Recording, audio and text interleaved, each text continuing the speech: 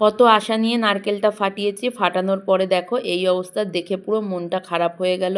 কি করব, যেটুকু ভালো ছিল সেটুকু দিয়েই পাক করতে বসিয়ে দিয়েছি। চিনি দিয়েই পাকটা দিচ্ছি, তবে এলাচটা স্কিপ করেছি, ছেলে একদম পছন্দ করে না। আর এদিকে ব্যাটারটাও গুলে নিচ্ছি, ময়দা সুজিয়ে চিনি, নুন আর নর্মাল টেম্পারেচারে দুধ দিয়ে ব্যাটার করে 5 মিনিট রেস্টে দিয়েছিলাম। তারপর এই ব্যাটারটাকে তাওয়ার মধ্যে দিয়ে এখন পাটিসাপটা বানিয়ে নেবো। আর নারকেলটাও বিচ্ছিরি, তবে পাটিসাপটাটা বানাতে বানাতে আজকে কিন্তু খুব শ্বশুরমশাইয়ের কথা মনে পড়ছে, কারণ বাড়িতে উনি এত পিঠে খেতে ভালোবাসতো, ওনার জন্যেই পিঠে কিন্তু হতো।